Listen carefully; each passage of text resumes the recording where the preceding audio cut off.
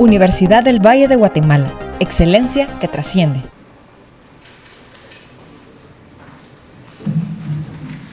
Bueno, buenas tardes. Yo les voy a hablar hoy sobre cómo evolucionan las estrellas. Antes de empezar a hablar de esto, quiero agradecerles a los organizadores por esta reunión y les voy a agradecerles por la reunión y por la oportunidad. I will switch to English for the fantastic chance to be next to such nice researchers as the ones that have been invited for this conference.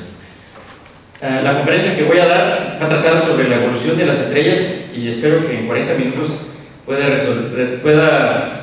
reducir y explicar los 4.500 millones de años que le toma a una estrella como el Sol evolucionar, y espero que en 40 minutos me dé tiempo de hacer algo.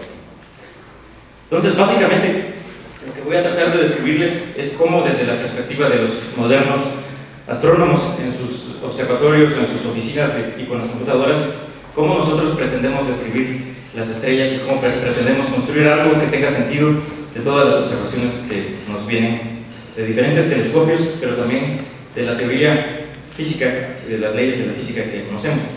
Entonces, para poder describir la evolución de las estrellas de manera cualitativa y cuantitativa, nosotros necesitamos recurrir a dos cosas. Primero, a realizar observaciones muy cuidadosas de las estrellas que están en el cielo.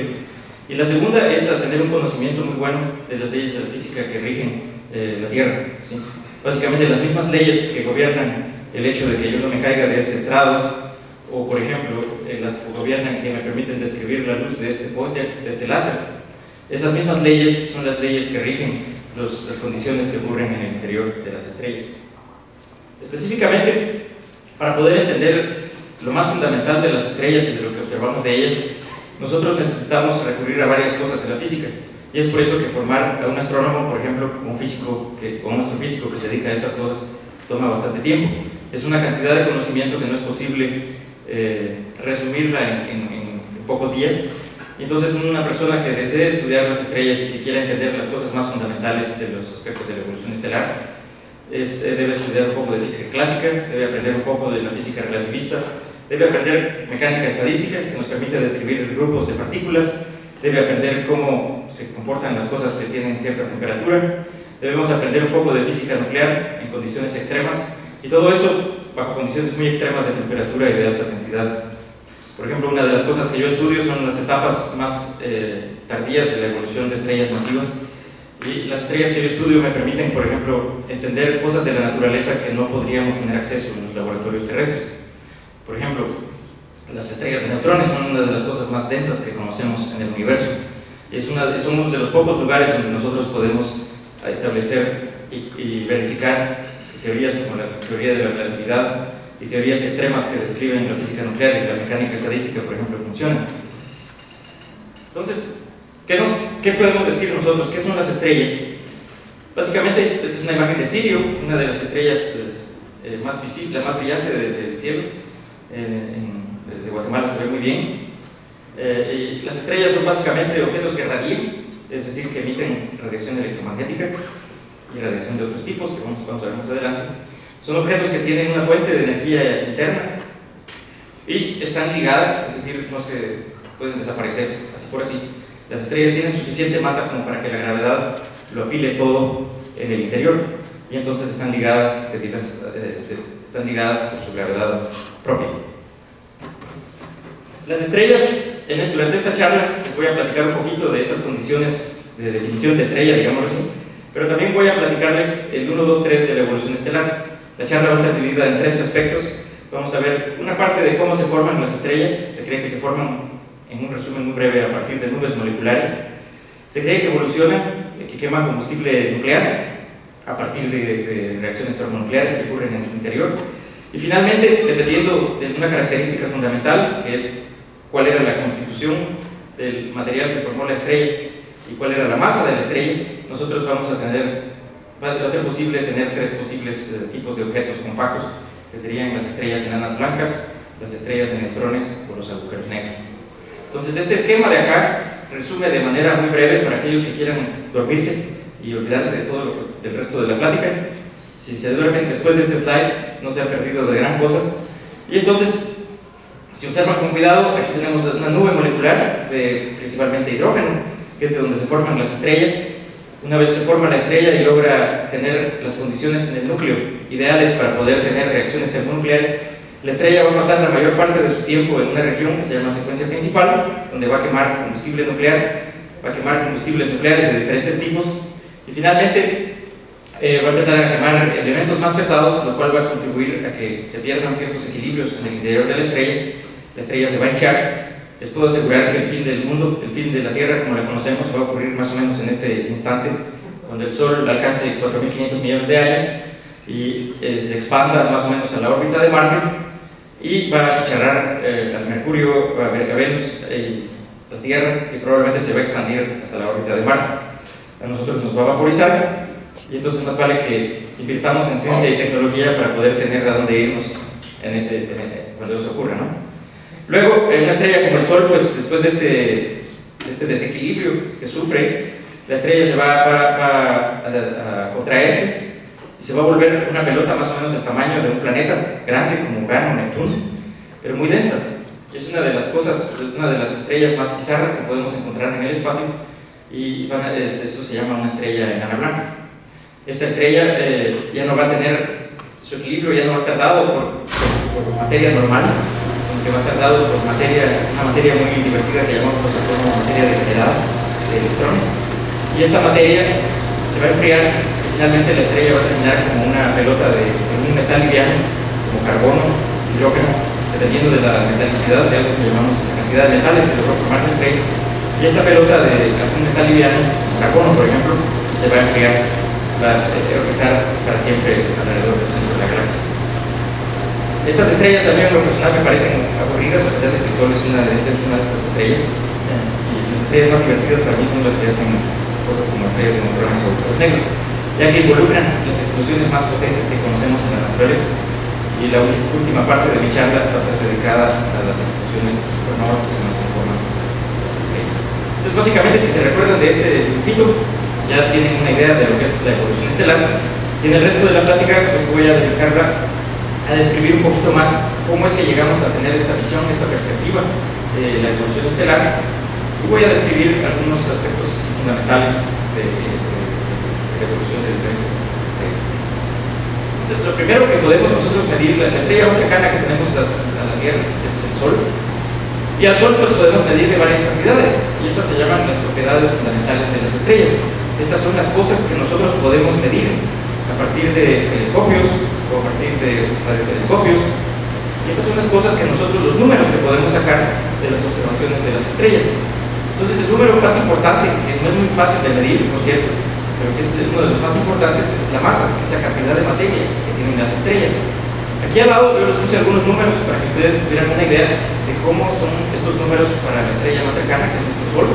Entonces el Sol, pues si queremos expresar su masa en gramos, es más o menos 2 por 10 a la 33, es una masa muy grande, gramos. No hay números, trillones de toneladas de gramos de masa. El radio de una estrella como el Sol es otra de las características que podemos medir de una u otra forma. El radio de las estrellas, una estrella estándar como el Sol, tiene un radio de más o menos 7 por 10 a la 10 centímetros. Esta es la cantidad de energía que irradia el Sol por tiempo, por unidad de tiempo, eso lo llamamos luminosidad. Es que tan brillante esta estrella, es bastante grande, como pueden ver. Un foco tiene apenas unos cuantos hercios por segundo, un foco de alumbrado como este, y el Sol es de 10 a la 33, es decenas de órdenes más potente que el foco. Y esto podemos medir también a partir del color que vemos en el Sol. Podemos medir una temperatura en la superficie del Sol. Esta temperatura corresponde a una temperatura de un gas caliente que está en la superficie, un plasma, y este es un plasma termalizado, y este gas pues, corresponde, esto tiene una temperatura de más o menos 5.600 grados Kelvin. Otra cosa que podemos medir es la magnitud, qué tan brillante es la estrella, ¿sí? Y esto va a depender de dos cosas, de qué tan grande es. Si yo tengo una superficie muy grande en la estrella, es decir, si tengo una estrella muy grande, pues va a radiar mucho, esto va a hacer que sea muy brillante, pero también va a depender de qué propiedades intrínsecas están ocurriendo en la estrella. Y esto pues eso se lo llamamos nosotros magnitud o brillo. Por ejemplo, en el caso del Sol, si nosotros queremos compararlo con otras otras estrellas y agarrar todas las estrellas de nuestra galaxia y ponerlas a más o menos 10 años de distancia, vamos a ver que es una estrella normal, que no tiene un brillo muy grande comparado con otras estrellas más grandes que hay en la galaxia.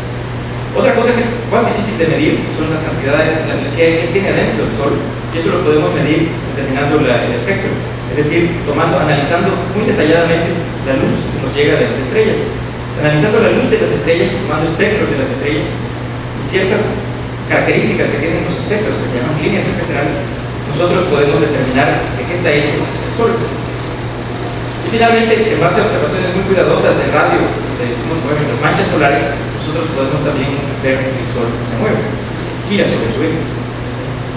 Entonces aquí hay algunas cantidades, por ejemplo la cantidad de hidrógeno, la cantidad de helio y la cantidad de otros metales más pesados que estos dos. Estos son las letras que utilizamos. Y bueno, el periodo de rotación, pues, como les digo, en el caso del Sol es de 25 días, en el caso de estrellas más pequeñitas, el Sol un poco más rápido, y en el caso de las estrellas más grandes, como por ejemplo Betelgeuse, una de las estrellas más brillantes de Orión, esta puede llegar a tener más de un mes. ¿Cómo medimos estas cosas? Entonces nosotros podemos accesar a este tipo de información de las estrellas haciendo cosas como fotometría, es decir, midiendo la cantidad de luz que nos viene de las estrellas, ¿sí? Gracias a la fotometría nosotros podemos comparar el brillo de las estrellas. Para aquellos que estén interesados, pues el brillo está definido de esta manera y tiene que ver con la cantidad de radiación que emite la estrella. También mediante fotometría, si yo hago fotometría y filtro la luz, y uso filtros de diferentes colores, yo puedo determinar, por ejemplo, la temperatura en la superficie de la estrella y el color de la estrella. Mediante un análisis cuidadoso de cuánto brillan las estrellas y comparando cómo brillan las estrellas entre sí, si yo sé la distancia a una estrella cercana y sé cuánto mide y cuánto brilla, yo puedo comparar ese brillo con las estrellas que estén más lejanas. Y eso me permite, en un principio, determinar la distancia a la que se encuentran las estrellas. Por ejemplo, por técnicas avanzadas de interferometría con telescopios grandes, o por ejemplo con radiotelescopios, yo puedo determinar también de qué tamaño es una estrella. Este es un parámetro bastante difícil de medir y solo se ha logrado medir para pocas estrellas. Analizando la luz de las estrellas con un espectroscopio, yo puedo también establecer, por ejemplo, la gravedad, y puedo establecer, por ejemplo, la temperatura efectiva de las estrellas. Y también puedo establecer, dependiendo de cómo se vean las líneas en el espectro de una estrella, yo puedo establecer si esta estrella está en una fase de vientos estelares, es decir, está en una fase avanzada de su vida, o en una fase muy temprana. Y finalmente, si yo tengo una estrella doble, por ejemplo, si esta estrella se mueve en compañía de otra estrella, yo puedo medir cómo la otra estrella afecta el movimiento de la primera, y esto pues me permite determinar la masa para otras estrellas. Es esencial, por ejemplo, que para la gran mayoría de estrellas que se les ha medido la masa, están en sistemas binarios. Pero no solo esto puedo yo observar de las estrellas, yo puedo también observar de alguna manera el interior que existe adentro de las estrellas. Y esto es gracias al avance que ha habido de varias ciencias. La astronomía ya no es una ciencia de solo ver el cielo, sino que es una ciencia multidisciplinaria. Por ejemplo, en la actualidad, en el Polo Sur existen gigantescos detectores de neutrinos. Uno de los proyectos más grandes se llama IceCube, cubo de hielo en inglés, en español. Y este IceCube, por ejemplo, está esperando poder detectar unas partículas bastante difíciles de detectar que se llaman neutrinos, que se forman mediante las reacciones termonucleares en el interior de las estrellas. Principalmente, el Sol, por ejemplo, nos está irradiando con una gran cantidad de neutrinos, que podemos medir también en otros detectores sobre la Tierra. Pero, por ejemplo, cuando una estrella de estas masivas explota, como la supernova que ocurrió en 1987 en la nube de Magallanes, cuando estas estrellas explotan, una gran parte de la energía que se llevan, que desaparece, una gran parte de la energía que la estrella arroja al universo es llevada por los neutrinos. Y entonces, si yo observo, por ejemplo, si yo estoy contando todo el tiempo qué cantidad de neutrinos me viene del espacio, yo observo una cosa como esta, que es la curva de luz de dos detectores, pues puede ver que estábamos midiendo pocos y de repente empezaron a medir neutrinos energéticos en gran cantidad en tiempo. Y esto fue lo que permitió entender más o menos cómo detonó la estrella de la supernova de Magallanes. Por ejemplo, midiendo los neutrinos, yo puedo averiguar qué está pasando dentro de las estrellas sin necesidad de abrir la estrella y hacer una operación de luz, digamos así. Yo puedo, gracias a los neutrinos, observar qué está pasando y qué condiciones existen en el interior de la estrella. Otra forma de ver qué pasa dentro de las estrellas es que las estrellas oscilan. Las estrellas se comportan como estrellas variables. No todas las estrellas se comportan como el Sol, que digamos aparentemente nosotros vemos el Sol y nuestros ojos no son capaces de ver pequeñas variaciones que existen en su superficie. Sin embargo, con un aparato adecuado, nosotros podemos ver que existen ondas y que el Sol es un cuerpo que está oscilando debido al quemado de diferentes elementos de la metalicidad que existe en esta estrella. Mientras más grandes son las estrellas, pues entran en una fase donde hay inestabilidades su evolución, durante su evolución, y estas inestabilidades se manifiestan como saltos en la curva de luz, saltos que están modulados a oscilaciones en el interior de las estrellas. Entonces, por ejemplo, si yo quiero saber cómo las estrellas viejas y grandes evolucionan o cómo se comportan, yo puedo observar varias. Por ejemplo, los periodos de oscilación, los periodos a los que se producen estas oscilaciones son análogos a, por ejemplo, los periodos de los sismos que ocurren en la Tierra. Ustedes saben que gracias al estudio de los sismos de la Tierra, nosotros hemos sido capaces de averiguar qué hay adentro de la Tierra, más o menos qué condiciones físicas en el interior. De igual manera, analizando cómo oscilan las estrellas, cómo varían su curva de luz las estrellas, nosotros podemos averiguar cosas interesantes como la densidad y las temperaturas que existen en el interior de las estrellas. ¿Sí? Entonces, si armo toda esta cantidad de información, yo puedo tener una visión general, utilizando todo esto que les acabo de decir, que es el equivalente a un curso de más o menos un semestre de evolución estelar, de 5 minutos. Si yo pongo todas estas informaciones en un solo lugar, yo puedo establecer la evolución y puedo decir, esta estrella es más azul, por ejemplo, entonces es más caliente, es más joven, pero también es más pasiva. Yo puedo relacionar todos estos observables y puedo armar un rompecabezas gigantesco que me va a decir cómo evolucionan estas cosas. Entonces, las estrellas, para aquellos que no lo sabían, las estrellas no están en todos lados. Las estrellas se encuentran en regiones bastante determinadas de nuestra galaxia. ¿Sí? Todas las estrellas que ustedes ven en una noche despejada, todas esas estrellas pertenecen a nuestra galaxia. Y estas estrellas son las estrellas más cercanas que se encuentran a la Tierra, en un radio de más o menos 4.000 años.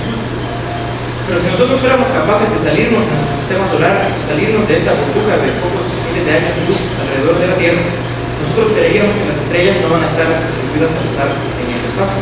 Principalmente van a estar en dos lugares. Primero van a formar un conglomerado colosal, a lo que los astrónomos llaman nuestra galaxia, la Vía Láctea. Y las estrellas, la gran mayoría de estrellas van a estar localizadas en un disco, ¿sí?, de nuestra galaxia.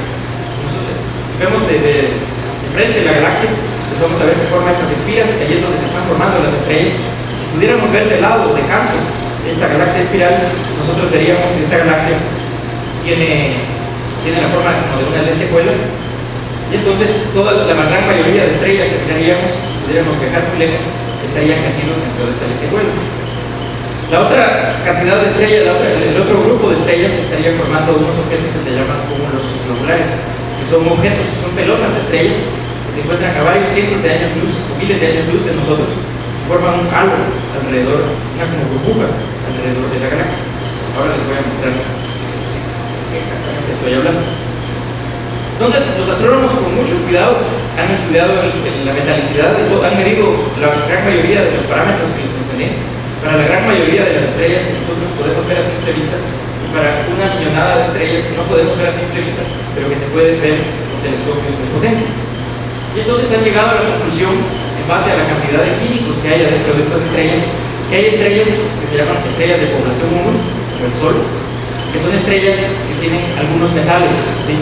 Y estas estrellas parecen pertenecer a una segunda generación de estrellas que se formó de los residuos de supernovas y de estrellas de una primera generación, a la que los astrónomos, porque nos gusta ser bastante contradictorios, a veces encontramos las cosas que deberíamos encontrar primero, después, y las cosas que encontramos después, primero. Entonces, por razones históricas, las estrellas más antiguas tienen más baja metalicidad, se les llaman estrellas de población 2. Y son estrellas de las más viejas, se cree que son de las primeras estrellas que se formaron poco después del Big Bang, poco después de que se formó la galaxia. En la actualidad se cree, esto es un poco cuestionable, pero hay algunas personas que creen que sus observaciones les han revelado que hay estrellas que tienen una metalicidad muy, muy baja, entonces tienen muy poquitos metales, y por metal me refiero a todo aquello arriba del helio y la tabla periódica. Y entonces, debido a esta baja metalicidad, estas estrellas se cree que fueron las verdaderas primeras estrellas del universo. Y entonces estas estrellas, como el Sol, son el producto de mezclar las cenizas de estos dos tipos de estrellas, y es por eso que en la Tierra, por ejemplo, nosotros podemos encontrar metales pesados como el oro. La próxima vez que ustedes vayan a una joyería y miren un pedazo de oro moldeado de alguna forma que les guste, no piensen en cuánto cuesta, sino que piensen en lo especial de ese metal, por ejemplo. Ese metal fue forjado en el interior de la explosión de una supernova y fue reciclado por la nube que formó nuestro Sol. Y ese metal se formó durante una de las explosiones más poderosas que conocemos en el interior de las estrellas. Por ejemplo, en la gran mayoría de componentes de nosotros, por ejemplo el carbono que forma esta madera de la mesa, que forma mi cuerpo, estos elementos fueron creados por estrellas de poblaciones anteriores y sintetizados en el interior de estrellas. Ahorita les voy a mencionar en más detalle. Entonces, a esto me refiero yo con los tipos de población. Si nosotros vemos en nuestra galaxia de lado, vamos a ver que el disco principalmente tiene estrellas de población 1 y 2, y en el halo vamos a encontrar estrellas, mientras más cerca del disco estemos, van a ser más población 1, y mientras más lejos estemos, van a ser más de población 2. Y las estrellas de población 2 pues son estas estrellas viejas, de poca metalicidad, mientras que las estrellas que están cerca del disco van a formar estos cúmulos abiertos, son pequeños kindergartens de estrellas, donde las estrellas pues ya tienen elementos y quizás planetas como la Tierra. El Sol se encuentra lejos del centro de la galaxia, más o menos en este esquema pues, se encuentra en el disco. Entonces es normal que encontremos metales pesados. Hay dos imágenes, para que no se me duerman, dos imágenes de cúmulos globulares. Este es un cúmulo abierto que se llama el cúmulo de las Pléyades, donde aún podemos ver la nebulosa primigenia de donde se formaron las estrellas estas. Estas estrellas son azules. Ahorita vamos a ver cómo el color de las estrellas tiene que ver con la edad y con el estadio evolutivo de las estrellas. Y estas estrellas son principalmente azules porque son jóvenes y son bastante calientes, y son estrellas que están en el disco, son estrellas de población 1, y son estrellas que se formaron del reciclamiento de materiales. Otro tipo de estrellas, más espectacular pero más viejas, son este tipo de cúmulos globulares que se encuentran en el halo de nuestra galaxia. Y estas estrellas pues, son estrellas mucho más viejas, de baja metalicidad, no hay nubes aquí, no hay gas que quede, hay muy poco gas en estos objetos. Y son estrellas muy pequeñas que viven mucho tiempo. Entonces, ¿cómo relacionamos estos parámetros y estas cantidades físicas que les acabo de describir? ¿Cómo las relacionamos entre sí? ¿Cómo obtenemos parte de esta historia que les he ido contando en el transcurso de estos slides? Las relacionamos gracias a un diagrama que inventaron un astrónomo danés que se llamaba Ephraim Hertzsprung y un astrónomo estadounidense que se llamaba Henry Norris Hussel. Este diagrama se llama el diagrama Hertzsprung-Hussel, y esta es una de las herramientas más poderosas que tenemos y que existen para probar estas teorías que existen de cómo evolucionan las estrellas. Este diagrama pues básicamente es una tabla, un gráfico donde en uno de los ejes ustedes grafican la temperatura efectiva o alguna de las formas de los parámetros relacionados con la temperatura efectiva, y en el otro eje ustedes grafican la luminosidad de la estrella. Y este gráfico ha permitido entender muy bien las características de grupos de estrellas. Entonces, por ejemplo, cuando nosotros medimos la temperatura efectiva y la luminosidad de estrellas como las de los cúmulos que les mostré, ustedes van a encontrar que estas estrellas se encuentran en ciertas regiones del diagrama Hertzsprung-Hussel y no las vamos a encontrar en cualquier lugar de este diagrama. Aquí pueden ver, este es el diagrama que me refiero. Esta es la foto de los dos astrónomos. Este era más fotógrafo que astrónomo, pero estos de las dos personas que hicieron este diagrama.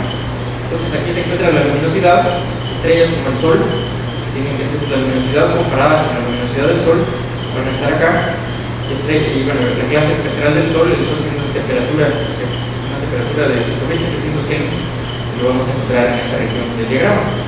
Entonces lo primero que saltó a la vista cuando la gente empezó a hacer diagramas y a poner estrellas y a lograr medir temperaturas y luminosidades de estrellas, de todas las estrellas que ustedes miran en el cielo, es que las estrellas no van a estar en lugares arbitrarios del diagrama, van a estar en lugares específicos. Entonces, lo primero que salta a la vista es que la gran mayoría de estrellas que se encuentran en el disco de nuestra galaxia van a estar en esta línea que se encuentra acá. Y obviamente, por razones obvias, es lo que se llama actualmente la secuencia principal. Nuestro Sol es un punto más de este montón de puntos que forman las estrellas de la secuencia principal. Esa fue una de las primeras cosas que salió a la vista. La otra cosa que salió a la vista es que mientras más grande era la estrella, mientras más masiva era, más arriba del diagrama de gas iba a estar, porque obviamente tenía más masa. Al tener más masa, su radio es más grande, y al tener un radio más grande, su luminosidad va a ser más grande, su luminosidad un poco más grande. Entonces, esta estrella iba a estar más arriba del diagrama. Y lo otro es que mientras más chiquita era, pues, obviamente iba a aparecer más abajo en el diagrama de gas. Lamentablemente creo que por la iluminación no pueden leer las notas que puse sobre las temporadas. Les prometo escoger mejores colores de próxima vez. Se miraba muy bonito. Pero esta es una de las primeras cosas que encontraron los astrónomos. Luego encontraron que había grupos de estrellas, por ejemplo, las estrellas más masivas se iban a encontrar. Mientras más grande era la estrella, más arriba iba a estar. Y midiendo la metalicidad de la estrella, la gente logró determinar también de alguna manera la edad de la estrella, porque las estrellas, como les dije, van quemando elementos más livianos y más pesados. Entonces, midiendo la metalicidad, la gente logró encontrar que las estrellas más masivas y más viejas iban a estar en esta parte del diagrama, mientras que las más jóvenes, digámoslo así, casi todas van a estar acá. Entonces la gente empezó a hacer modelos que trataran de describir por qué las estrellas estaban exactamente en esos lugares del diagrama que hacen ustedes. Ustedes nunca van a encontrar una estrella en esta parte, o en esta parte, o en esta parte, o más arriba, o más arriba de acá. No, físicamente es imposible. Y eso tiene que ver con la teoría, con toda la aplicación de las leyes de la física y con una cosa que se llama la teoría de la evolución estelar. Voy a mostrar, por ejemplo, que para grupos específicos de estrellas, por ejemplo las Pléyades, en la imagen de la foto que les puse anteriormente, todas las estrellas de las Pléyades casan exactamente de la secuencia principal, siguiendo lo que les mencioné. Las más masivas son más grandes, más luminosas, más calientes, están más arriba. Las menos masivas están más abajo. Aquí pueden ver, este es el diagrama de las Pléyades. Y aquí, por ejemplo, tenemos el diagrama del cúmulo globular. Entonces, en el cúmulo globular, si miran los ejes, acá, pero este cúmulo globular va a estar ubicado mucho más arriba. El diagrama y muchas de sus estrellas van a tener una metalicidad más grande, por lo tanto van a haber quemado más metales que van a ser más viejas, y entonces van a estar ubicadas en esta parte del diagrama. Entonces, midiendo parámetros de varios grupos homogéneos de estrellas, es posible trazar la historia evolutiva de las estrellas. Y estos objetos, los cúmulos, por ejemplo, abiertos y globulares, es algo así como que ustedes quieran estudiar humanos, se van a meter a un kindergarten, en el caso de las Pléyades, o se van a meter a una institución para retiro, retiramos a los viejitos, y eso sería podernos meter a un cúmulo globular. Entonces, si yo quisiera estudiar la evolución de los humanos, si quisiera estudiar los dos extremos de la evolución de las personas de la Tierra, los dos extremos sería ir a estudiar solo escuelas, colegios, kindergartens, y el otro extremo sería ir a estudiar retiros. Y entonces yo podría, esto es más o menos, es lo que nos está diciendo estos diagramas para las estrellas de nuestra galaxia. Si quisiera estudiar gente como la que estamos aquí, por ejemplo, de todas las edades, pues tendría que irme a meter al disco de la galaxia.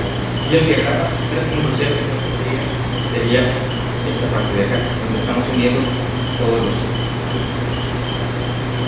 Entonces, a partir de esto, la gente empezó a trazar la fundación, las bases de cómo se forman las estrellas. Entonces, básicamente las estrellas, como les digo, solo se pueden formar en los brazos espirales de las galaxias. Y esto es porque en esta región de las galaxias es donde nosotros tenemos mucho hidrógeno, mucho gas para formar estrellas. Y dependiendo de cuánto gas y de cuánta materia exista disponible en nuestra galaxia, nosotros vamos a poder formar diferentes cantidades de estrellas. Hay galaxias que son muy jóvenes y como la nuestra, donde vamos a ver que podemos formar una gran cantidad, bueno, entre 3 y 10 estrellas, masas solares por año, es la tasa de formación estelar de nuestra galaxia.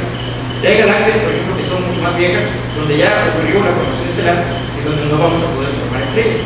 Y estas galaxias tienen una tasa de formación estelar de menos de una masa solar por año. ¿Sí? Y estas son galaxias que ya gastaron todo su gas.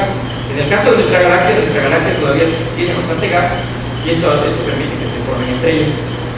De ahí la otra cosa que salta a la vista de la formación estelar es que no se forman solas. Pues, como decía un investigador famoso donde trabajo, Marca del Poder, las estrellas no viajan aisladas, no viajan solas, sino que forman grupos, siempre viajan acompañadas. En nuestro Sol hay evidencia de que se formó a partir de un grupo de estrellas en la nebulosa de Orión hace muchos millones de años. Entonces, ejemplos de que no se forman aisladas son estos cúmulos abiertos. Uno de los que propuso por primera vez la teoría de formación estelar fue James Hopkins. Estableció más o menos este criterio, donde dependiendo de la temperatura de la nube y de la cantidad de material que yo tengo, yo voy a poder colapsar una nube y voy a partir de este colapso, yo voy a poder formar estrellas. Y estas regiones donde yo puedo formar estrellas se llaman regiones de formación estelar. Y son regiones colosales, como la nebulosa de Orión, donde hay muchísimo hidrógeno. Para que vean que la teoría esta no está del todo mal, se han hecho, una de las formas que tenemos de verificar que las teorías no están erradas, no son un disparate, es hacer simulaciones de computadoras. Un personaje que se llama Matthew Bates de Inglaterra hizo esta simulación donde agarró una nube de gas de hidrógeno, poca metalicidad, de más o menos 80.000 unidades astronómicas de diámetro, que son varios miles de veces como del tamaño del sistema solar.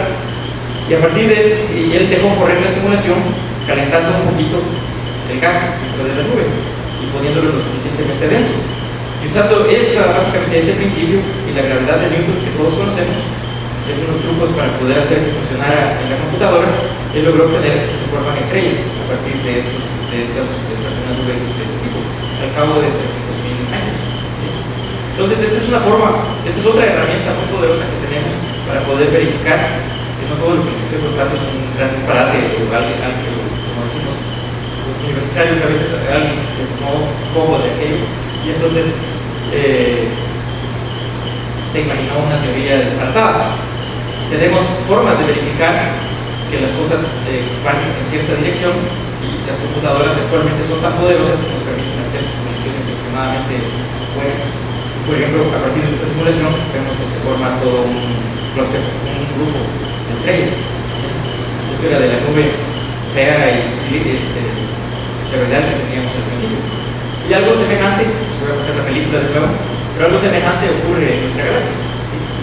Entonces, básicamente, leyes de Newton, siguiendo este criterio de Higgs, nosotros podemos de alguna manera explicar cómo se forman estos grupos de estrellas. Algo semejante ocurrió en un principio cuando se formó nuestra galaxia y cuando se formaron los primeros cúmulos globulares. Tuvieron que haber seguido un sistema parecido, solo que en estos cúmulos globulares era tanta masa y estaba tan caliente la cosa que probablemente estos cúmulos lograron formar muchísimas estrellas y por eso tienen esta forma de pelota de estrellas. En la galaxia la densidad que existe ahora es mucho más baja y entonces solo permite formar este tipo de. Aquí para esta simulación no se usó nada más que las leyes de Newton, un poco de, obviamente, las leyes de mecánica, de estadística, de termodinámica, nada, toda la física que nos enseñan, digamos, en una licenciatura de física. Otra cosa es escribir el código para hacer este tipo de simulación. Pero básicamente los ingredientes no se inventó nada que no conozcamos de las leyes de la física. Entonces, como una vez formamos las estrellas, aquí les di yo un pequeño vistazo a cómo se forman las estrellas. Y la siguiente pregunta que quiero responderles es cómo funcionan las estrellas. Entonces, las estrellas ya vimos que se forman a partir del colapso de una nube. A medida que esta nube se colapsa, vieron en la película que la densidad, aparecían nudos de color amarillo en la película. Esos nudos de color amarillo representaban regiones donde la densidad era muy alta. Entonces, a medida que la nube empieza a caerse sobre sí misma, la densidad empieza a aumentar. Si yo tengo un gas y lo comprimo, yo lo caliento. Es lo que ocurre cuando ustedes inflan una llanta de bicicleta o un inflador. Le inflan muy rápido, van a sentir que por la compresión del aire el inflador se va a calentar un poco. Lo mismo ocurre en una nube de gas del espacio. Va a llegar un punto en que la nube se va a colapsar.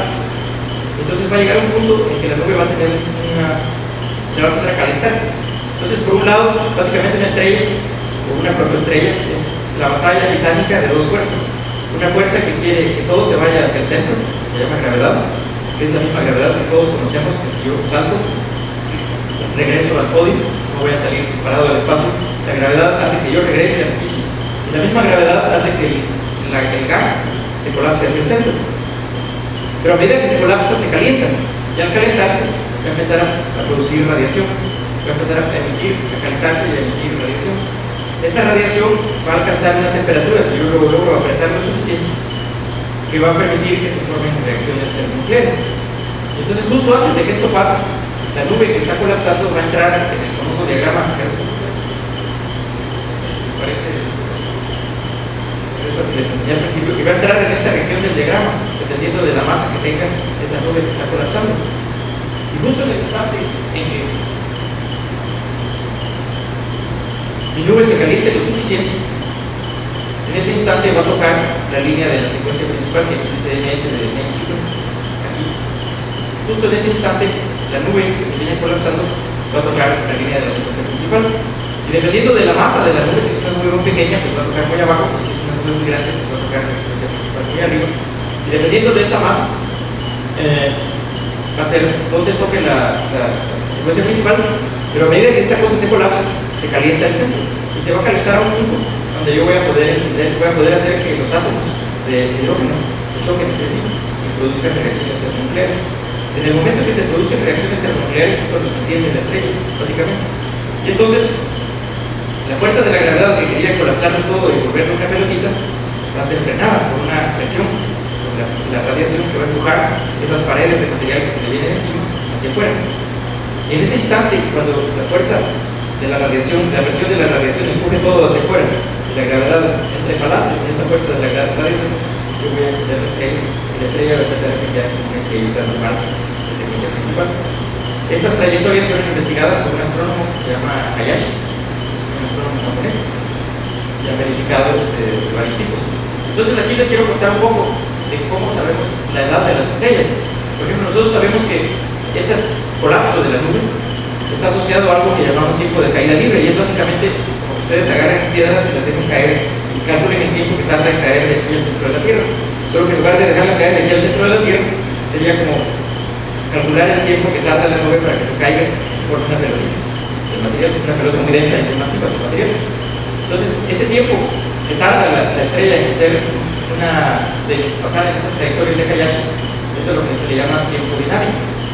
Luego, una vez tenemos un tiempo térmico, que es un tiempo que está asociado a qué pasaría si la fuente de energía interna del Sol se me apagaría, cuánto tiempo tardaría el Sol en apagarse. ¿Sí? Y este tiempo pues, es más o menos de 10 a los 7 años, y mucha gente, a principios del siglo pasado, la gente no sabíamos cómo funcionaban las estrellas. Entonces, mucha gente propuso que las estrellas, por ejemplo, eran bolas de carbón gigantescas que estaban ardiendo, o podían ser otro tipo de cosas quemándose en el espacio. Entonces alguna gente se empezó a preguntar esos tiempos, y obviamente este tiempo es de escala de días.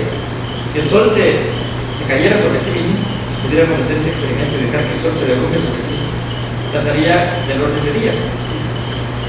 Mientras que si dejáramos que el Sol se apagara, si el Sol fuera una pelota que se está apagando porque alguien la quemó, y lo que estamos viendo es el producto del quemado y que se está enfriando el Sol tardaría más o menos 10 a los 7 años en enfriarse.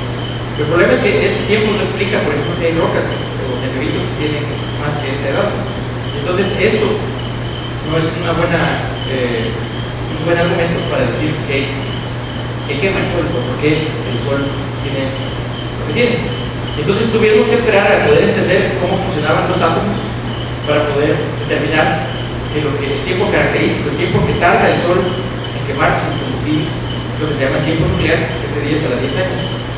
Y este es consistente con la edad del sistema solar, y eso fue la primera vez que se supo cómo y por qué brillaban las estrellas. El que descubrió esto era un tipo que se llamaba Hans Bethe, y determinó esto postulando que en el interior de las estrellas se llevan a cabo reacciones termonucleares. Entonces, básicamente, en estrellas que tienen poca masa, las reacciones termonucleares son muy sensibles a la temperatura y a la masa. Mientras más masiva es la estrella, pues más temperatura necesitamos para poder calentar átomos que se choquen. Entonces, y mientras menos masiva, pues es más fácil que se choquen los átomos. Entonces, en el caso del Sol, las estrellas, los átomos, la cadena que funciona se llama la cadena protón-protón, que son básicamente átomos de hidrógeno chocando entre sí. El 97% de las estrellas que ustedes miran en el cielo funcionando, uniendo átomos de hidrógeno, debido a las altas temperaturas que hay en el interior. Estamos hablando de millones de grados Kelvin. En cambio, por ejemplo, estrellas mucho más grandes queman combustibles más pesados y más difíciles de quemar, y necesitamos temperaturas muy grandes.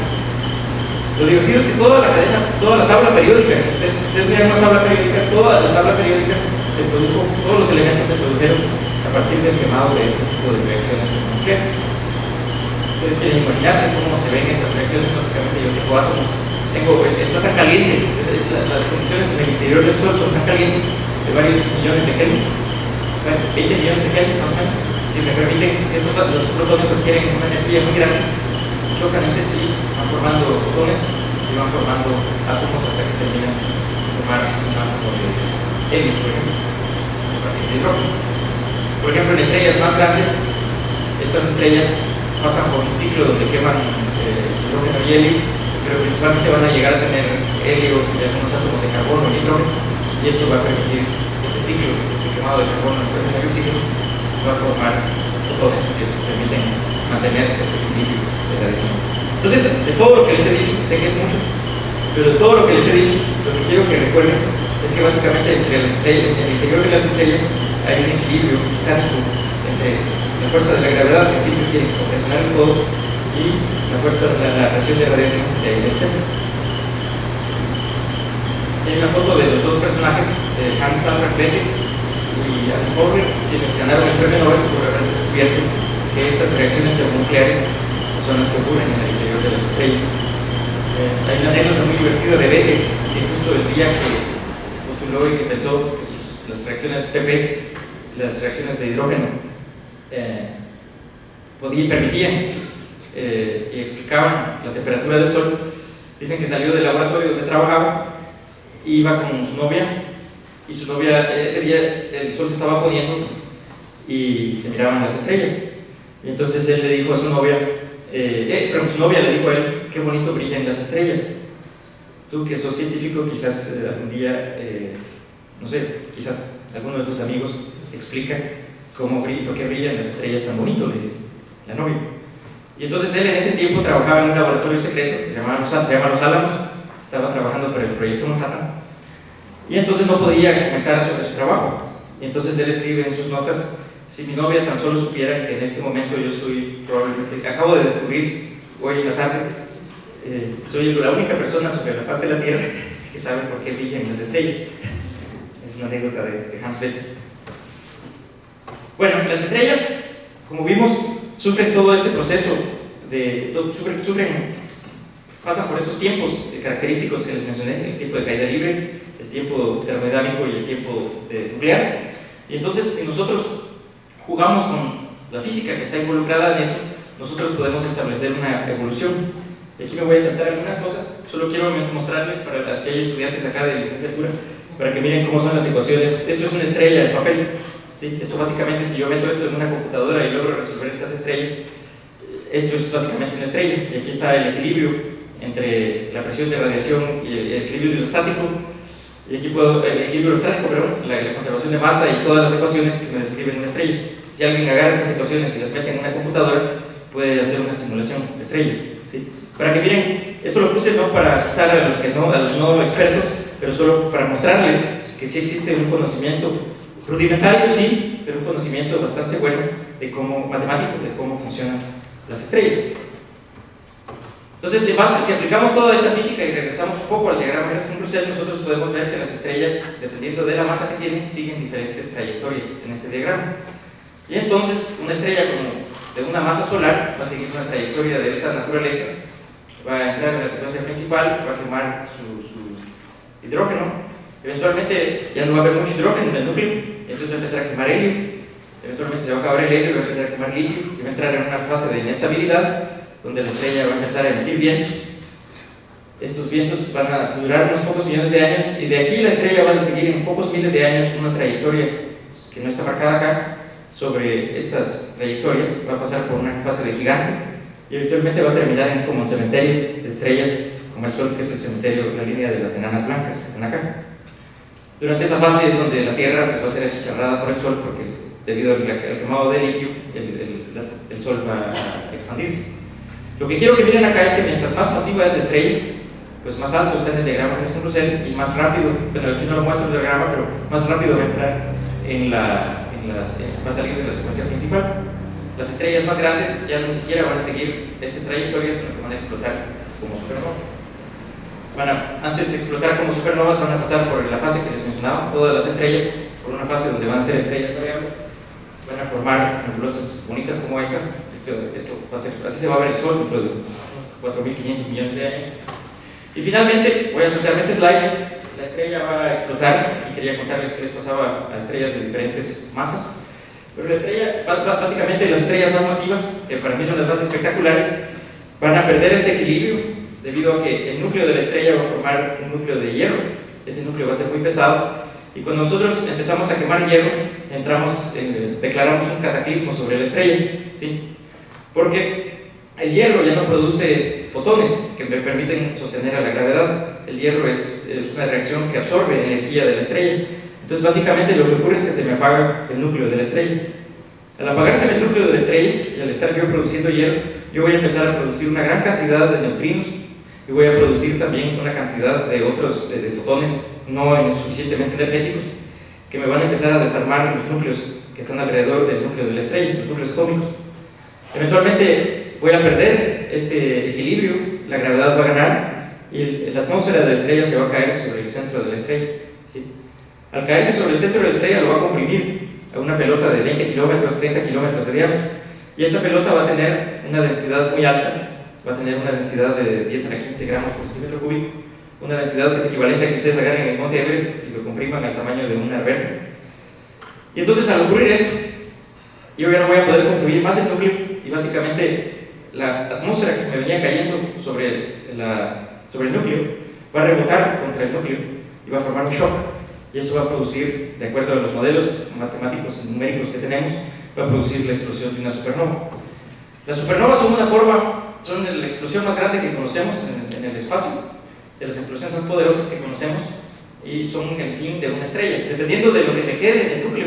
Si el núcleo es muy pesado, yo voy a poder producir un agujero negro en el interior del remanente de supernova, y si me queda un núcleo no tan pesado, digamos mayor que la masa del Sol, yo voy a producir una estrella de neutrones.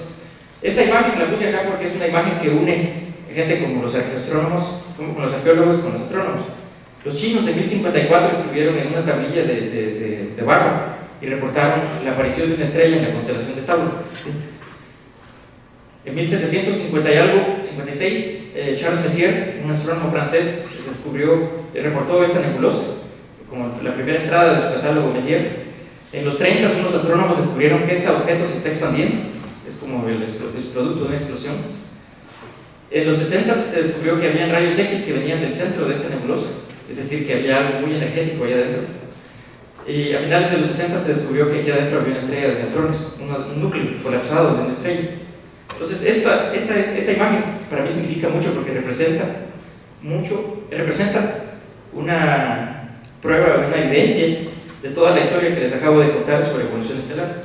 Durante la explosión de una de estas estrellas se forman los elementos más pesados que conocemos, como el oro, la plata, el plomo, y estos elementos eventualmente se mezclaron con la Tierra, no de esta supernova, pero de otras supernovas, se mezclaron con la nube que formó la Tierra, y eso nos formó a nosotros, ¿sí? Esto formó nuestro planeta y nuestro Sol. Digamos, la mezcla de este material de una supernova con nuestro material. Entonces quiero concluir aquí. Quiero dejarles claro que, bueno, el diagrama, sabemos mucho de la evolución estelar con el diagrama Gershon-Russell. Reconozco que hay algunas lagunas, no se conoce bien cómo se mezclan los elementos químicos, se desconocen algunas cosas, pero existe, déjenme decirles, un esquema muy sólido, basado en observaciones y en la teoría que nos permite describir esto bastante bien. ¿Sí? Actualmente conocemos el estadio evolutivo de prácticamente todas las estrellas visibles a simple vista, desde la Tierra, y una buena parte de las estrellas visibles que se ven con telescopios. Para recapitular, si ustedes agarran 100 estrellas de la galaxia, de 100 estrellas, 97 van a terminar como enanas blancas, ¿sí? 2 o 3 van a terminar como estrellas de neutrones, como un núcleo de estos colapsados, y menos de una va a terminar formando un agujero negro, ¿sí? Porque las estrellas, a pesar de que hay de diferentes masas, es más fácil para la naturaleza hacer estrellas de menos masa, porque es más fácil hacer estrellas de menos masa, requiere menos energía que estrellas más masivas. ¿Sí? Y ese es el destino de menos del 1% de las estrellas. Concluyo aquí, les agradezco mucho su atención y creo que hay un espacio dentro de mi cronómetro aquí de 10 minutos para hacer preguntas y comentar con ustedes. Muchas gracias.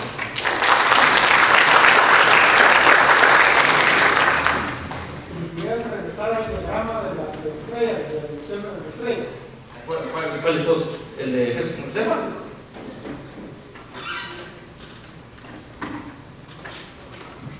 Vale, digamos así. Entonces, nos dijiste que el Sol es de segunda generación. El papá del Sol, ¿en dónde estaba en esa gráfica? Bueno, el papá del Sol probablemente era una estrella más masiva, digamos, no el papá del Sol, pero las estrellas que habían antes de que se formara el Sol eran estrellas un poquito tal vez más masivas, de menos metalicidad, estaban hechas básicamente de hidrógeno y de helio. Y si eran un poquito más masivas, aparecieron un poquito más arriba en el diagrama Hertzsprung-Russell cuando se formaron. De hecho, serían estrellas muy semejantes a las que mostré en el diagrama siguiente. Corresponde al diagrama de un núcleo globular. Son estrellas que están un poco más arriba que las estrellas jóvenes. Sí. Mientras más joven y menos masiva es la estrella, más abajo está en el diagrama, y mientras más masiva es, va a estar. Hay varios parámetros que afectan dónde está en el diagrama. Sí. Principalmente es la masa. Luego los diagramas que tú nos mostraste más tarde, Ajá. los otros, ya son unas líneas horizontales de evolución.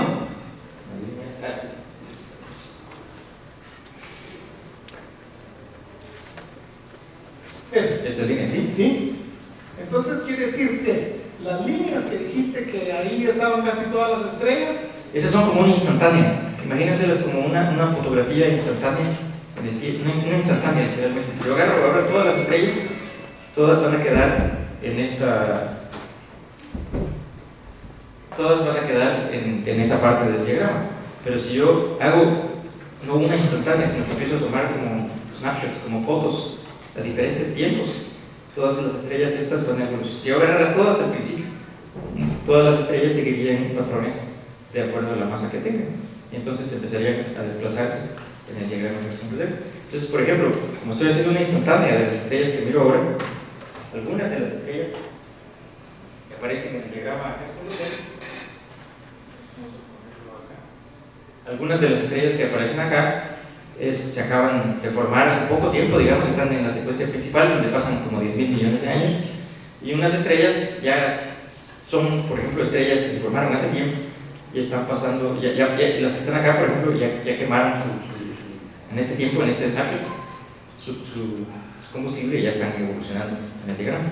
Pero si yo agarrara una sola estrella, por ejemplo, y la quisiera seguir en el tiempo, como el Sol, por ejemplo, si agarro el Sol, entonces hoy tengo una computadora que es una máquina del tiempo, y hago que la hago evolucionar, entonces el Sol aparece aquí y va a empezar a hacer esto. Y luego de 4.500 millones de años lo terminará. Y esa es la línea horizontal que ustedes ya. Pues entonces hay una cierta vaga adentro del. Claro, se mueven adentro del no diagrama. solo adentro de la línea principal. Bueno, ocupan 10.000 millones de años en la línea principal si usted las agarra en una instantánea. Pero una vez se sale del diagrama principal, son miles de años los que tardan en evolucionar. Mientras más masivas, por ejemplo, las más masivas, una estrella muy masiva, como Canopo, por ejemplo, esa está mucho más arriba, y esa estrella va a tardar muy poco tiempo. Una vez se quema está 1 millón de años acá, quema su combustible termonuclear principal y empieza a evolucionar. Y va a tardar unos 1.000 años, unos pocos miles de años en hacer este pedazo. ¿Sí? Muchas gracias. Aquí hay otra pregunta.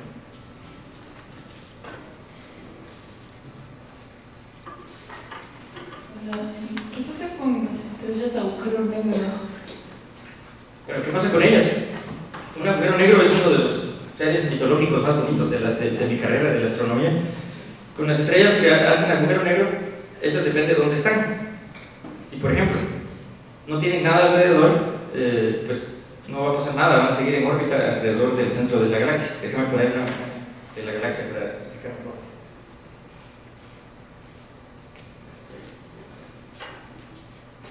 Entonces, por ejemplo, si un agujero negro se forma y no tiene mucho material muy cerca, y aquí muy cerca lo subrayo y lo enfatizo, si no tiene material muy cerca, el agujero negro va a apagar y va a seguir la órbita que tenía cuando era una estrella.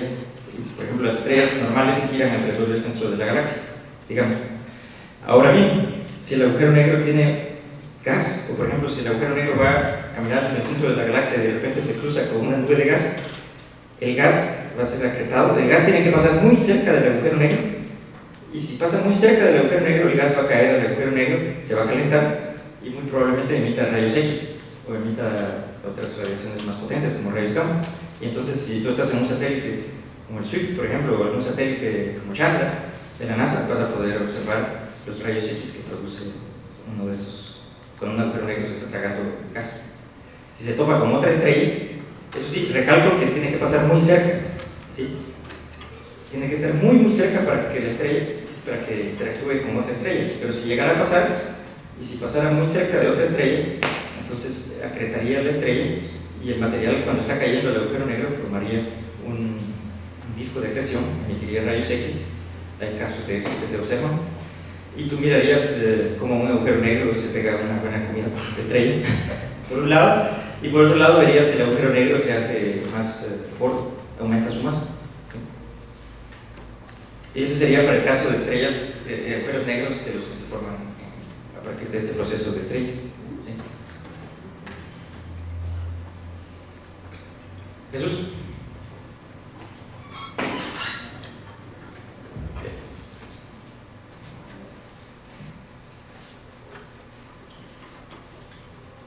Eduardo, si uno observa el Sol y otras estrellas, o si observa uno galaxias, uno se da cuenta de que una fuente también de energía muy fuerte, tan obvia como el Sol, es el campo magnético. Mi pregunta sería, en estas teorías de evolución estelar, ¿en algún momento se ha tomado en cuenta ese factor adicional de energía que sería un campo magnético, y en qué forma cambiaría esta visión? Claro, esa es una pregunta muy importante, y no mencioné campos magnéticos ni otra cosa que es rotación, porque son los dos dolores de cabeza de los modelos de evolución estelar. Meter campos magnéticos complica bastante las ecuaciones que les mostré. Entonces, digo, no quise mencionarlo solo por no complicarme explicando, porque si es muy difícil, las ecuaciones que quedan son muy complicadas, y hasta ahora, muy recientemente, han habido programas de computadora que permiten, y clústeres de computadoras que permiten a las ecuaciones que les mostré agregarles las componentes magnéticas. Entonces, los campos magnéticos sí juegan un papel importante, y digo, esta era una visión como idealizada, como la que tienen siempre los físicos de las estrellas. Otra cosa que no mencioné, que hay que tomar en cuenta, es que también las estrellas rotan. Entonces, ese parámetro de la rotación de las estrellas complica también los cálculos, porque hay que hacer transformaciones de coordenadas. Pero sí, los campos magnéticos son cosas observables, y gracias José Jesús por mencionar, son muy importantes. ¿Más preguntas?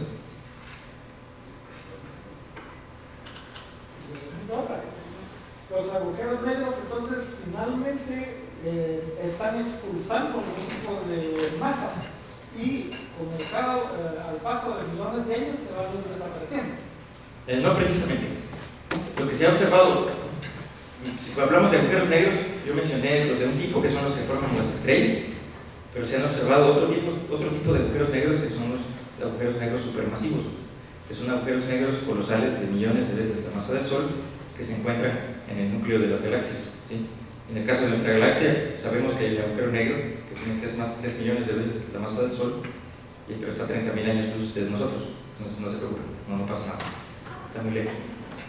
Entonces, estos agujeros negros, se cree que las galaxias pasan por una fase evolutiva, donde interaccionan con otras galaxias, también donde el agujero negro central acreta material. Entonces, al acretar material, se ha observado que hay galaxias que tienen jets.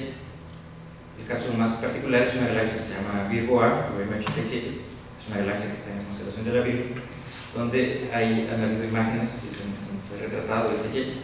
Y este jet está asociado al campo magnético de toda la galaxia, y se cree que el que alimenta el material Que hay material que cuando cae al agujero negro se monta en órbitas que no son de caída al agujero negro, porque no todo lo que usted tire al agujero negro se va a ir al agujero negro, solo lo que esté más cerca del agujero negro se cae hacia adentro. Lo que no está muy cerca puede montarse en órbitas y debido a la gravedad y a la geometría del objeto puede haber que haya materiales que salgan expulsados y que formen estos jets. Y este es lo que se observa, que aparentemente están escupiendo, pero no es que estén escupiendo los agujeros negros este material, sino que son los jets que se forman debido a estas interacciones. Y estos jets emiten en radio y son lo que conocemos como radiogalaxias. Puedo ampliar la pregunta y podemos discutirlo más adelante. Hawking propuso que los agujeros negros también podían evaporarse.